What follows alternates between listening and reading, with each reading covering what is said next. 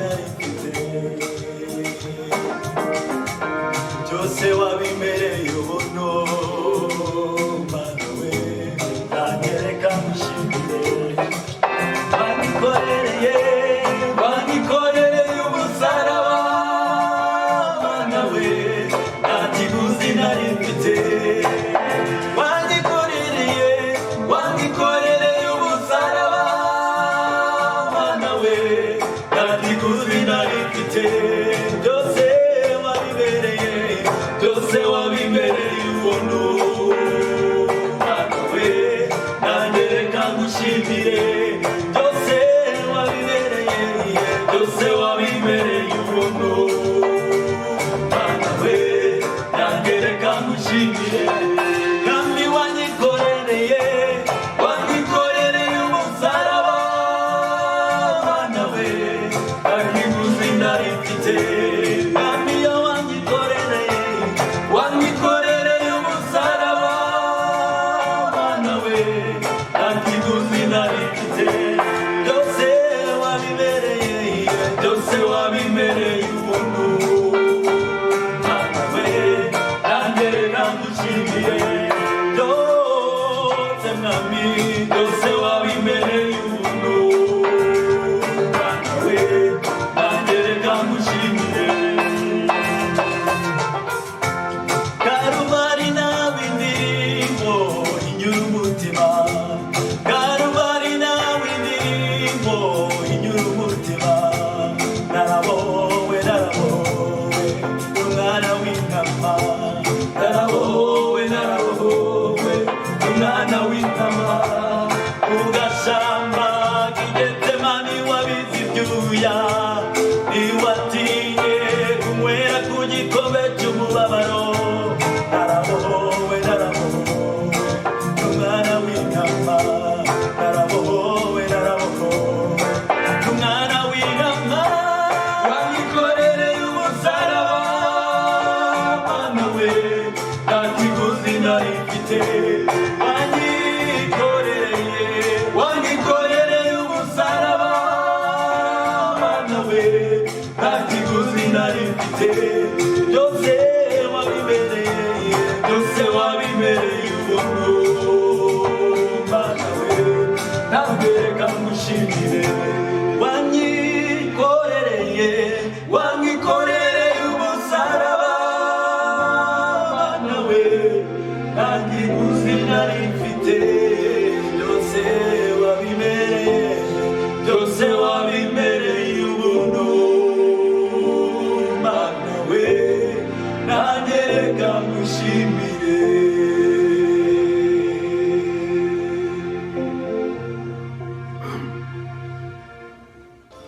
dusenge Imana.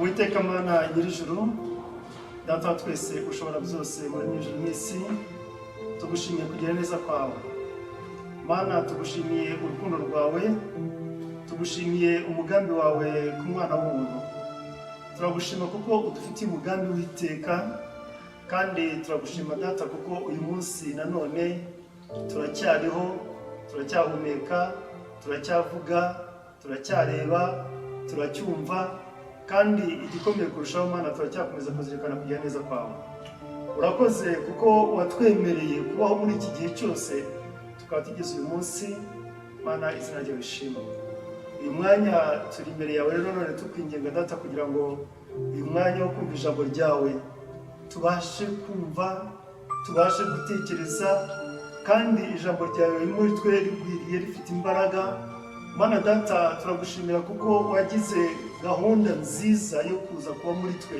yo gutura muri twe ukaba Emmanuel data urakoze ngo rero bari natwe tukunyingiye buri wese ugiye kumva iri jambo kugira ngo data ukomeze kuturema bushya ukomeze kudufasha uduhindure kandi uhumurize imitima y'abanyarwanda uhumurize imitima y'abari ku isi yose data bafite ikibazo bagowe bababaye kubera iki cyorezo cya coronavirus Mana data ufite imbaraga ufite ubushobozi kandi tuzi yuko ari wowe wenyine ufite igisubizo kuko mwami iyo dutekereje ku insengero hirya no hino ku isi zitarimo gufungura iyo dutekereje ko hirya no hino abakristo batabasha gusurana iyo dutekereje imirimo ihagaze, iyo dutekereje abantu batabasha gukora, iyo dutekereje abafite ikibazo cy'inzara, iyo dutekereje abafite ikibazo cy'aho kuba, iyo dutekereje abafite ibibazo byo kwivuza, Mana ahangaha hose dukomeza kumva bikomeye, twumva bigoye, twe tukavuga ngo tubuze uko twagira, ariko Mwami niwe duhaza amaso. Ngwino rubana natwe kandi turebe igisubizo mu bibazo byacu byose, tubisabye mu izina rya Kristo Yesu Umwami wacu, amen. Haleluya, haleluya. Imana ishimwe kuko uyu munsi ni umugisha Imana iduhaye wo gukomeza kubana nayo, wo gukomeza kubana nka bene data, nk'abakristo aho buri wese yaba ari. Turazirikana ko uyu munsi kumara hafi amezi 4 hari ikibazo cy'uko umuntu yibaza ngo ndi jyenyine, uri wawe mu nzu, uri ahantu wiherereye, birashoboka ko bafite umuryango, abantu bashobora kuba bahurira mu muryango bakaganira, bagasenga, bakiga ijambo ry'Imana, ariko si uko twari tubimenyereye. Twari tumenyereye kuba mu rusengero, twari tumenyereye guhura ku cyumweru, twari tumenyereye gufatanya, twari tumenyereye guhumurizanya, twari tumenyereye guhugurana, twari tumenyereye guhura tukaramya Imana, ariko uyu munsi kubera impamvu tuzi, kubera ikibazo cy'iki cyorezo cya coronavirus byatumye abantu bagomba kuguma mu rugo, ariko turashima Imana kuko ijambo ry'Imana ryo ntabwo rigira ikibazo cyaguma mu rugo. Turashima Imana kuko uyu munsi tugishobora kuba tuganira ku ijambo ry'Imana, kandi Imana ishimwe kuko ibera hose icyarimwe kandi igihe cyose. Rero bene data, nyuma y'amezi ageze hafi kuri 4, ni igihe kinini, urukumbuzi ni rwinshi, by'ukuri turakumburanye, ariko ndabaramukije mu izina rya Yesu Kristo Umwami wacu.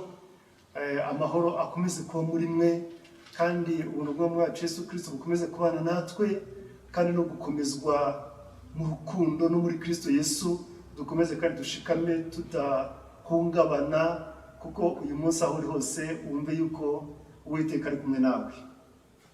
Turacyari mu bihe dukomeza kuzirikana uburyo bushya Imana yahisemo bwo kubana n'abantu. Iki ni icyumweru gikurikira umunsi twibukaga umunsi wa Pentecote. Rero uyu munsi niba turi hano turimo gukomeza kubizirikana, iyo tuvuze Pentecote nongera kumva mu by'ukuri mvuga ngo Imana ishimwe ko nubwo turi mu gihe cyo kuguma mu rugo tutabasha kujya mu rusengero, ariko Pentecote ifite ikindi kintu gikomeye itwibutsa. Kuko iyo tuvuga ibyo tuzirikana yuko kera Imana mu buryo yigaragazaga yabanaga n'abantu, byasaga naho Imana iri kure cyane, Imana iri ahantu kure, iri mu ijuru, noneho ku buryo n'abantu niba bumvise ngo Imana irabasura, wahita gutekereza ko hari inkuba ziri bukubite, ugatekereza ibishyitsi, ugatekereza umuriro, abantu bagatekereza ikintu gikomeye ngo Imana yabasuye. Kandi noneho icyo kikaba rimwe, ubundi bakaba bazi ko Imana nyine irigiriye. Umunsi umwe wazumva ushaka kumva icyo Imana ivuga, ukajya ku Kanunga, ukajya kureba Bamenya, ukajya i Beteli, ukajya ahandi. Icyo ngicyo ni uburyo bwa mbere Imana yigaragarizaga abantu. Mu by'ukuri ntabwo hariho umubano w'Imana n'abantu. Imana yari kure cyane y'abantu. Imana ishimwe. Igihe cyarageze hazaho ubundi buryo bwa kabiri, noneho Imana mu yemera kumanuka, yemera kwicisha bugufi, iraza ihinduka umuntu. Haleluya. Imana yemera kuza noneho ibara umuntu, ariho tuvuga ngo yitwa Emmanuel. Ariho ijambo ry'Imana ritubwira ngo Yesu Kristo ngo yaje gusanga guhana n'Imana atari ikintu cyo kugundirwa, ngo yisiga ubusa, ahubwo no araza ahinduka umuntu, aza kubana natwe. Reka mvuge ngo muri ubu buryo bwa kabiri, nibura Imana mu bantu. Iki ngiki cyari ikindi kintu, ariko Imana ituranye natwe, ngo none turaturanye. Ariko muri ubwo guturana ndimo kwibaza uyu munsi muri gahunda ya guma mu rugo, iyo Imana iba yari iri mu bantu, ariko naye ubwo no kuvuga ngo niba ari umuntu nawe yari kuba aguma mu rugo. Niba ari kwa Yosefu yari kuba aguma kwa Yosefu, niba ari Yerusalemu yari kuba ari Yerusalemu, niba ari Nazareti yari kuba ari Nazareti, niba ari mu Kiyovu yuko ari mu Kiyovu, niba ari mu rusengero rwa Kicukiro ko ari mu rusengero rwa Kicukiro. Ariko uyu munsi noneho icyo gice cya kabiri nacyo cyo kubana n'abantu, niba ukumva yaje kutwishushanya agasa natwe akabana natwe, icyo ngicyo nacyo hari icyo byari bigabanije. Ariko Imana ishimwe ko twebwe turiho muri iki gihe, turiho umunsi tuvuga ngo Imana mu buryo yahisemo bwo kubana n'abantu mu buryo bwa gatatu bwo kwigaragaza. None ntabwo ari Imana iri kure mu ijuru, ntabwo ari Imana ituye ahantu runaka nk'umuntu, ahubwo mu gihe cya Pentecote, mu gihe cyo guhabwa umwuka wera, uburyo bwa gatatu Imana yahisemo kwigaragaza ni ukuza noneho gutura mu muntu. Haleluya! Ijambo ry'Imana rikatubwira ngo mumenye ngo mbese ntimuzi yuko imibiri yanyu ari insengero z'Imana, ari insengero z'umwuka wera uwo mufite wavuye ku Mana. Icyo ngicyo kigatuma tuvuga ngo uyu munsi Imana iri muri jye. Haleluya! Imana iri muri jye, Imana iri muri wowe, aho waba uri hose, uri mu cyumba cyawe, uri mu rusengero, uri mu kazi, uri muri prison, uri mu buhungira ahantu, uri muri cadre refugee cyangwa se mu mpunzi, aho waba uri hose, uri muri taxi, uri mu isoko, wowe uri umutwaramana. Imana ishimwe. Uyu munsi niyo mpamvu ndimo kuvuga bene data, twishimire yuko turi muri iki gihe, twishimire ko turi mu gihe cya Pentecote, twishimire ko turi mu gihe Imana yahisemo kuza gutura muri twe. Iki ngiki numva aricyo kintu twagombye kubanza kumva tukagitekereza.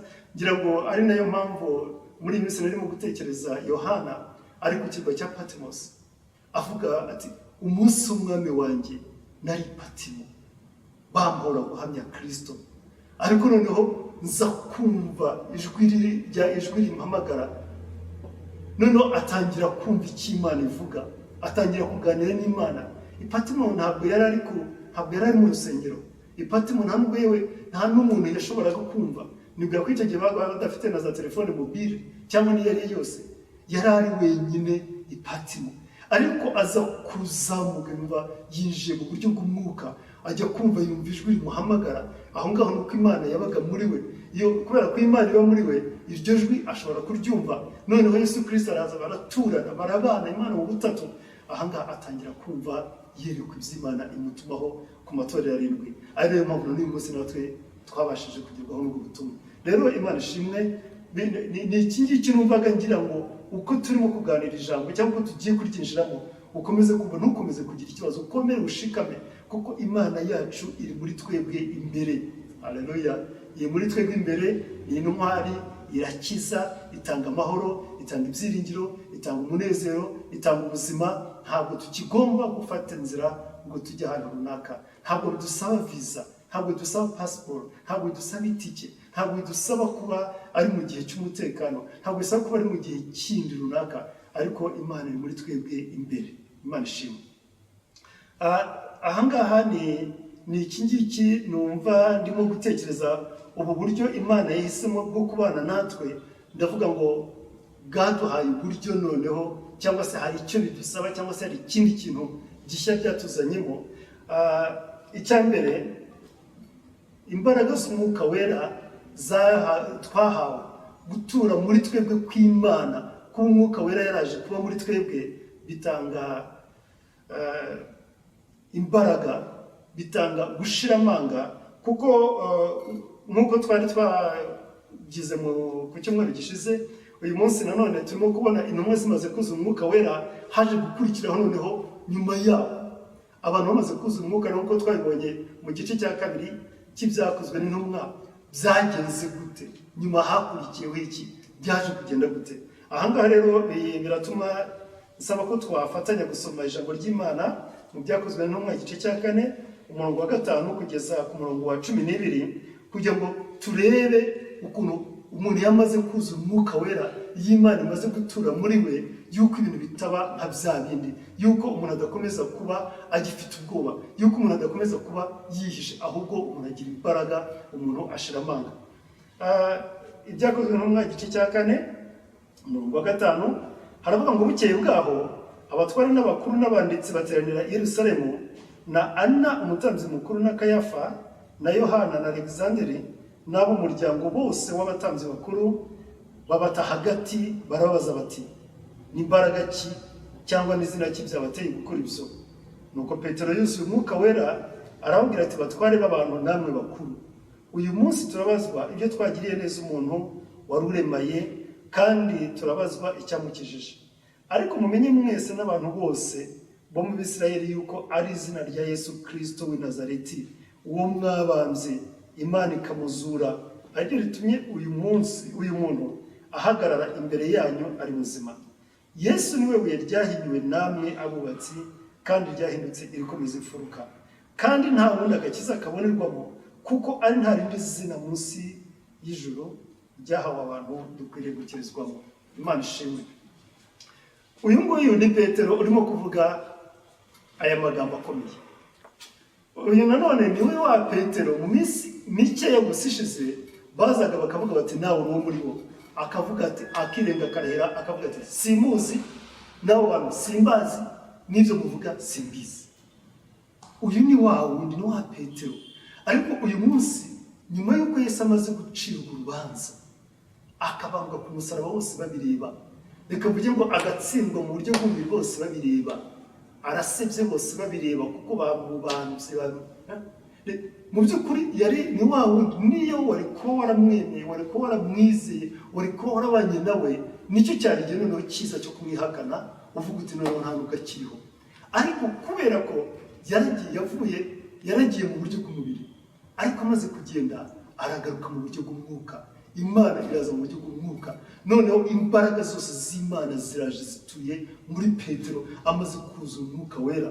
Noneho mu gihe bari barimo ibitangaza byari bitangiye gukoreka, batangiye gukoreka ibitangaza, umuntu akaba arakize bakabibona, noneho baravuga bati we nta soni, ejo bundi twari twakwihanganiye, uribuka ejo bundi turimo kukubwira ngo urimo kumwihakana, none ibindi bikirimo kuvuga. Aravuga ati reka mbabwire bayobozi, reka mbabwire batware b'abantu, arabizi ntabwo ari kubibeshyaho. Ariko arababwira ati ndababwire ko Yesu Kristo wa wundi mwabambye bigakunda, wa wundi mwashinyaguriye bigakunda, wa wundi mwatesheje agaciro bigakunda, wa wundi mwaciriwe amacarwa bigakunda, wa wundi mwambitse ubusa ku karubanda bigakunda, wa wundi wahambwe bigakunda. Ndagira ngo mbamenyeshe ko uyu munsi turimo kuvuga yarazutse. Imana yaramuzuye, kandi ntabwo yazutse ngo akomeze kumera nkatwe, yarazamutse ajya mu ijuru. Kandi uyu munsi ndagira ngo mbamenyeshe ko niwe urimo gukora ibi byose abikorera muri twe. Haleluya. Niwe urimo gukora ibi byose abikorera muri twe. Mwaramwishe ariko niwe urimo gukora ibi ngibi. Arimo kubashinja, arimo kubabwira ati wa wundi mwishe, nta nubwo arimo kubitinya.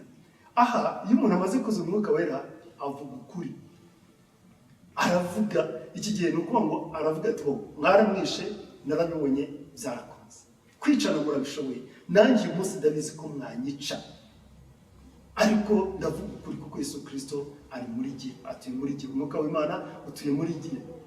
Ni ahangaha rero yahise ashira amanga, avuga ubutumwa, abwira abantu ubutumwa bwiza, kugeza aho tubona nyuma gatoya usanga ko abantu 5,000 baje kwinjira kubakizwa. Kubera iki? Ko iyi mbaraga z'umwuka wera zaje muri bo, iyo umwuka wera atuye muri twebwe ntabwo twongera gutinya. Abaririmbyi bajya baririmba ngo ntidufite gutinya habe na gato, ntabwo dufite gutinya habe na gato. Kubera iki? Ko imbaraga z'umwuka wera ziri muri twe, kuko Imana yuzuye mu butatu ituye muri twe. Haleluya. Rero ni ahangaha ni kimwe kigaragaza ko imbaraga z'umwuka zahageze, ko umwuka wera ari muri twe, nuko dushira ubwoba kandi tukavuga ubutumwa bwiza. Rero Imana ishimwe ko iki ngiki ni kimwe, kandi Imana ishimwe ko Yesu yaraje, igihe kigeze arazamuka ajya mu ijuru. Umwuka wera ntabwo yaje ngo hanyuma yongere agende, yaraje atura muri twe. Ubu noneho ahubwo niho twavuga ngo Emmanuel, kuko ari muri twe, turaturanye, turabana. Kandi ikindi gishimishije ni uko kuza, nk'uko twabivugaga, kuba umwuka wera atuye muri twe ntabwo ari mukeya. Ntabwo wavuga ngo atuye mu Banyakigali gusa, ntabwo atuye mu Banyarwanda gusa, ntabwo atuye mu Banyamerika, oya, ahubwo atuye mu bantu bose kandi icyarimwe. Uwemeye kwakira Yesu Kristo nk'umwami n'umukiza we akamwakira, icyo gihe umwuka wera ari muri we. Rero icyo gihe bishatse kuvuga ngo aho naba ndi hose, aho waba uri hose, Imana ituye muri twe, umwuka atuye muri twe, kandi twese Imana ishimwe. Hanyuma ikindi bitubwira cyangwa se iki gikorwa uburyo bwo gutura ubwo Imana yahisemo kubana natwe nyuma y'uko icyambere kuduha imbaraga, ariko noneho ikindi ni uko twabaye abandi bantu. Reka mvuge ngo twabaye abandi bantu. Yesu urebye mu butumwa bwiza bwa Yesu Kristo uko bwanditswe na Yohana igice cya 3:5, umugabo witwa Nikodemu yaraje aramubaza ati ariko mwigisha, tuzi ko umwigisha wavuye ku Mana, ko nta wundi ubasha gukora ibitangaza nk'ibyo dukora, none se atangira kumubaza ariko Yesu ijambo yamubwiye, ngira ngo nongere ngaruke hano, yaramubwiye ati ni ukuri ndakubwira ko umuntu utavyawe n'amazi n'umwuka wera atabasha kubona Imana, atabasha kubona ijuru. Ni ukuvuga ngo umuntu w'umubiri, nk'uko mvuka kwa kanaka, nk'uko mfite indangamuntu ya mwene kanaka uvuka ahangaha,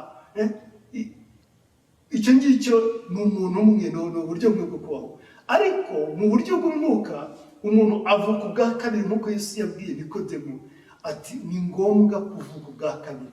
Umuntu yebyaho ubwa kabiri ni umuntu w'umwuka. Bishatse kuvuga ngo wa mwuka w'Imana uba muri twe, natwe ubwacu turi abantu b'umwuka. Haleluya. Hari ijambo nkunda iyo ndimo gutekereza uko Yesu yavuze mu Yohana igice cya 17, arimo kuvuga ati nimuba muri jye nkaba muri mwe, nk'uko Data ari muri jye nkaba muri we. Ugasanga ubwo bumwe bw'Imana n'umwana natwe mu buryo bw'umwuka. Kuko mu buryo bw'umwuka hari ubwo bumwe bwanjye n'Imana na Yesu na Mwuka Wera nawe bene Data, kubera ko twese mu mwuka turi umwe, turi hamwe, turahuza. Rero bishatse kuvuga ko iyo wamaze kuba kwakira Umwuka Wera, iyo Umwuka Wera atuye muri wowe, iyo Imana ituye muri wowe, icyo gihe uba uri ubundi, kuko noneho ahangaha ni hahandi uvuga ngo niba hariho umuntu w'umwuka, hariho umuntu w'umubiri, hariho n'umuntu w'umwuka. Niba umuntu w'umubiri afite amaso, na wa muntu w'umwuka afite amaso. Niba umuntu w'umubiri afite umunwa, na wa wundi w'umwuka afite umunwa. Niba umuntu w'umubiri afite amatwi, n'umwuka afite amatwi, afite amaguru, afite amaboko, afite ibitekerezo, afite ibyo byose. Rero birashaka kuvuga ngo umuntu w'Imana, ni nayo mpamvu iyo umwuka akugezemo araguhindura. Nawe ubona mu by'ukuri uba wahindutse umwuka, wahindutse umuntu w'umwuka. Ushobora kumva mu buryo bw'umwuka, ushobora kureba mu buryo bw'umwuka, ushobora kuvuga mu buryo bw'umwuka, ushobora gukora mu buryo bw'umwuka. Rero ahangaha ni ngo tuba twabaye abandi. Rero ahangaha nibyo turimo kuvuga. Imana ishimwe, kuko kuba Imana yaje gutura muri twe, icyo Pentekote bivuze ko turi abantu b'umwuka, kandi ubumwe bwacu n'Imana na bene Data nanone bukaba bwuzuye. Imana ishimwe. Hanyuma ibi ngibi niba umuntu w'umubiri agira indangamuntu, hano naho hari ibindi biranga umuntu w'umwuka. Niba navuga indangamuntu w'umwuka, ikintu cya mbere ni imbuto. Ijambo ry'Imana ritwereka ko ikintu cya mbere hari imbuto, kuko kugira ngo ugaragare, kugira ngo uboneke kuri uw'umwuka, kuri umunyamwuka, ikintu cya mbere kizabigaragaza ni imbuto wera. Ahangaha ijambo ry'Imana mu rwandiko Pawulo yandikiye Abagalatiya igice cya 5 umurongo wa 20 no 23 hatwereka yuko hariho imbuto z'umwuka. Nk'uko iyo ushaka kumenya igiti gihagaze hariya ukibwirwa n'imbuto zacyo, iyo umuntu yamaze kuba umunyamwuka, iyo umwuka yamanutse, iyo Pentekote yakugezeho, abantu ntabwo birirwa babyibazaho, kubera ko icya mbere bigaragazwa nuko hari imbuto arizo zigaragara ahangaha. Nk'uko avuga ngo ariko rero imbuto z'umwuka ni urukundo, ni ibyishimo, ni amahoro, ni ukwihangana, no kugira neza, n'ingeso nziza, no gukiranuka, no kugwa neza, no kwirinda. Ngo bimeze bityo nta mategeko abihana. Ahangaha ngira ngo ntabwo wavuga ngo zararangiye, ariko imbuto z'umwuka banza uzumve yuko niba bavuze ngo ni urukundo. Umuririmbyi umwe yaravuze ati mu gihe ubona ko utagifite urukundo, menya yuko uwo mwuka yabonye kuyoborwa n'umubiri wawe musa utigaruka. Haleluya. Mu gihe wumva yuko urwo rubuto urimo kurubura, menya ko ufite ikibazo. Ni ukwibaza se ndacyari umunyamwuka, ndacyari mu mwuka, cyangwa ndacyari mwene rwaye, cyangwa ndacyari mwene kana, cyangwa ndacyari wa wundi wa hahandi, wa wundi wo bwa bwoko hahandi. Iki ngiki ni cyo kintu cya mbere. Niba Pentecote yaje, Pentecote kugira ngo wumve ko Pentecote yakugezeho, abakubona barabyibwira, baragusoromaho urukundo, baragusoromaho ibyishimo, baragusoromaho amahoro, baragusoromaho gukiranuka, baragusoromaho kwirinda, baragusoromaho umunezero, baragusoromaho ibindi. Izi mbuto uko tuzumvise, ni ukuvuga ngo niba wumva uri umunyamwuka, niba uzi ko uri umunyamwuka, icecekere. Abantu ibyo bagusoromaho nibyo bituma bamenya ko uri umunyamwuka nyine. Haleluya, Imana ishimwe. Ahangaha ni kimwe mu bituranga, mu bigize indangamuntu yacu, ni izi mbuto twera. Kuko hejuru ya hariya dusomye hagaragaza ibindi nanone. Umuntu wa kamere, ubundi uko tuvuka kwa bakanaka ni kamere. Noneho ikindi cya kabiri, ku ruhande rwo kuba ikitugaragaza ari imbuto twera, icya kabiri noneho hari n'impano. Kuko ijambo ry'Imana rivuga ngo buri wese ahabwa ikimugaragazaho umwuka kugira ngo itorero rifashwe, cyangwa kugira ngo abandi bafashwe. Bishatse kuvuga ngo niba turimo kwishimira Pentecote, niba twishimira ko umwuka wera yamanutse, niba twishimira ko umwuka wera ari muri twe, niba twishimira ko tuvuga ngo uyu munsi natwe noneho twabaye bashyashya, twishimira ngo twavutse ubwa kabiri, ese ni iki kikugaragazaho umwuka? Aho ngaho twamaze kubona imbuto. Icyo ni kimwe. Ariko noneho Pawulo none yandikira Abikorinto mu rwandiko rwa mbere, igice cya 5, igice cya 12, umurongo wa 4 kugeza ku murongo wa 11, ho avuga iby'impano. Naho ntari buze kuvuga ngo wenda zarangiye, ariko urwa mbere rw'Abikorinto igice cya 12 bihereye ku murongo wa 4 kugeza ku murongo wa 11, haravuga ngo icyakora hariho impano z'uburyo bwinshi, ariko umwuka ni umwe. Kandi hariho uburyo bwinshi bwo kugabura iby'Imana, ariko umwuka ni umwe. Hariho n'uburyo bwinshi bwo gukora, ariko Imana ikorera byose muri bose ni imwe. Umuntu wese agahabwa ikimwerekanaho umwuka kugira ngo bose bafashwe. Umwe aheshwa ijambo ry'ubwenge n'umwuka, undi agaheshwa n'uwo mwuka ijambo ryo kumenya, undi agaheshwa n'uwo mwuka kwizera, undi agaheshwa n'uwo mwuka impano yo gukiza indwara, undi agahabwa gukora ibitangaza, undi agahabwa guhanura, undi agahabwa kurobanura imyuka, undi agahabwa kuvuga indimi nyinshi, undi agahabwa gusobanura indimi. Ariko ibyo byose uwo mwuka umwe niwe wikorera muri bo, agabira umuntu wese uko ashaka. Haleluya. Ahangaha none baravuga ngo buri muntu ahabwa ikimugaragazaho umwuka. Izi noneho ni impano. Hano batanze izi ngero kugira ngo zigeze ku icyenda, ariko ni nyinshi. Ariko noneho uyu munsi niho umuntu yibaza ngo ese jyewe nk'umunyamwuka impano yanjye ni iyihe? Ese iyi mpano ni gute yubaka itorero? Iyi mpano ni gute ikoreshwa? Wowe wahawe iyihe? Jye nahawe iyihe? Uriya yahawe iyihe? Ahangaha ni ukuvuga ngo niba umuntu avuga ngo jye nabonye umwuka wera, umwuka ari muri jye, umwuka yaraje, biragaragazwa n'ibyo bintu bibiri. Ni impano wahawe zituma abandi bafashwa, ni imbuto wera zituma abandi bafashwa. Hari umuntu umwe we yatanze urugero. Muzi ko iyo bavuze ngo ishusho y'umwuka wera, abantu tuzi ko ari inuma, siko bimeze? Icyo ngicyo twese tukiziranyeho. Umuntu umwe rero yaravuze ati umwuka wera impamvu cyangwa anagaragara mu ishusho y'inuma, we yahise avuga ati inuma burya kuguruka, nubwo yo kwe ifite umurizo, ifite umutwe, ariko aravuga ati burya kuguruka nuko ifite amababa. Amababa abiri cyangwa se y'ingenzi, hari iry'iburyo n'iry'ibumoso. Bivuga ngo niba igurutse kugira ngo ibashe kugenda neza nta kibazo ifite, nuko amababa yombi aba ameze neza. Waravuga ati ibaba rimwe rero ni imbuto, rigizwe n'imbuto, irindi baba rigizwe n'impano. Bishatse kuvuga ngo iyo ayo mababa yombi ameze neza, uravuga ngo ya nyuma yacu imeze neza, ishobora koguka ikirere nta kibazo. Ariko niba ibaba rimwe rifite ikibazo, iraza kugenda uko bikwiriye? Ntabwo bishoboka. Niyo mpamvu twibaza ngo ese umwuka wera niba ari muri iki, arimo ese yabamo mu gice, yabamo igice se? Ntabwo bikunda. Ubona ibintu ni bibiri, arahari cyangwa ntahari. Ngo mu gihe ubona kutagifite urukundo, menya ko uwo mwuka yagiye. Udafite urukundo, niba byashoboka kugira ibyishimo n'umunezero n'amahoro no kwirinda no gukiranuka n'ibindi, sinzi niba byakunda, ariko we yafashe icyo ngicyo. Kuko niba hari icyo urimo kubura, nyamuneka reba utabaze uburyo mu mwuka wera w'Imana ngwino kandi wongere ubimurikiye wuzuye. Ese ndamutse ngomba kuguruka mu buryo bw'umwuka, ayo mababa yanjye yombi aruzuye, arakwiye?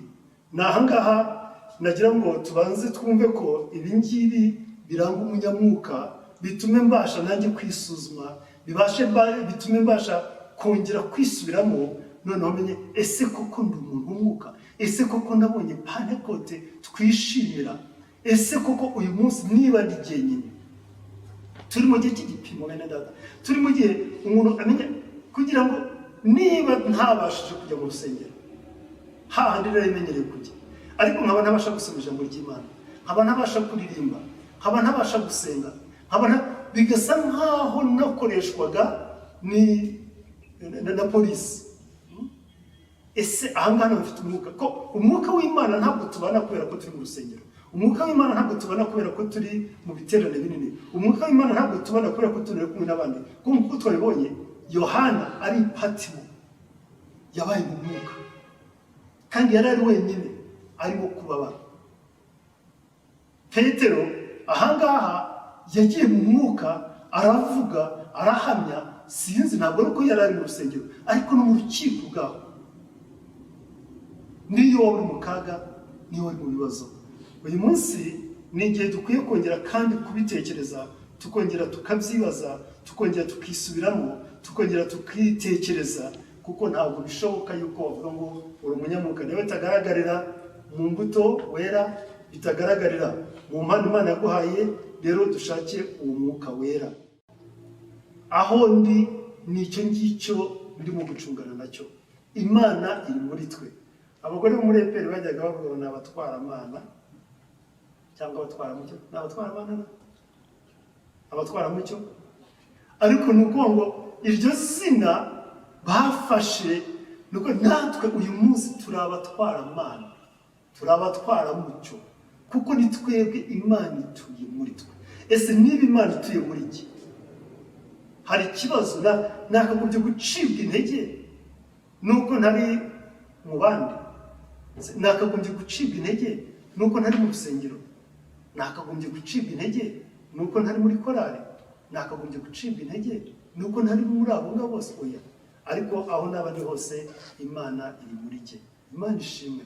Rero turi hano tuzi igihe tumaze tutarimo kujya mu rusengero, ariko ntabwo tuzi igihe tumaze, igihe dusigaje tutajyayo. Tuzi igihe tumaze turi mu rugo. Ubu ngubu Imana ishimwe ko hari imirimo yatangiye gufungurwa dushobora kujyamo. Ntabwo tuzi igihe gisigaye ngo tujye mu rusengero, ariko ntabwo byakagombye kuba ari byo biduteye ikibazo. Ahubwo iki ni ikizami, uyu ni umwitozo wo kuvuga ngo ubu none Imana ituye muri jyewe, ngiye kugira umwanya wo kwitoza kubana nayo neza. Abageni tujya tubona iyo twabashyingiye, abafite ubushobozi bagira umwanya wo kujya mu byo bita honeymoon, bagenda bakaganira, bakamenyana, bakarushaho kumvikana no gukundana no gutekereza iby'igihe kirekire.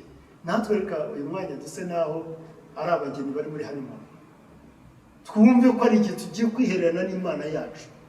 Kuko Imana ntabwo pasiteri yayitwariye ngo ibiri kwa pasiteri, ntabwo umudiyakoni yayitwariye, ntabwo umuririmbyi yayitwariye. Uyu munsi biranashoboka noneho kubw'amahirwe niyo naririmba jyenyine, nta wavuga ngo ndirimbye nabi. Ashwi, ubwo naba nyine ndi hano nkaririmba ngo turashima Imana yuko twavukiye, ariko ubwo icyo gihe ntabwo mvuga ngo ijwi ni ribi kuko ni iryanjye. Rero reka dukomeze uyu mwitozo, dukomeze tubane n'Imana neza, dukomeze twihererane neza, kandi Imana yacu irakomeza kubana natwe. Rero nkomeje kubifuriza gukomeza kubana n'Imana neza, nkomeje kubifuriza kuzura umwuka. Uwiteka atuye muri twe, Uwiteka ari muri wowe imbere, ni intwari kandi arakiza. Uwiteka akomeze kubana namwe, akomeze kubafasha muri ibi bihe, akomeze kubihanganisha, abakomeze kandi dukomeze dusengere isi yose, dusengere abarwaye coronavirus n'izindi ndwara, dukomeze kandi duseme Imana kugira ngo nukuri igire icyo ikora kuko irashoboye. Kandi ntiduhagarara aho ngaho gusa, ariko dukomeze kandi turebe uko turimo gutekereza kuri uwo muntu w'umubiri ushobora kurwara corona, dukomeze no gutekereza n'uwo muntu wacu w'umwuka, umuntu w'imbere ushobora kurwara corona mu buryo bw'umwuka nanone. Imana idufashe kandi tugende twegere dusenge. Mana Data, urakoze ku bw'ubuntu bwawe, urakoze kuko wemeye kubana natwe aho turi hose, kandi turagushimira Mana yuko utajya utureka. Niyo umuntu yaba yumva ari wenyine, turagushima kuko uri kumwe nawe.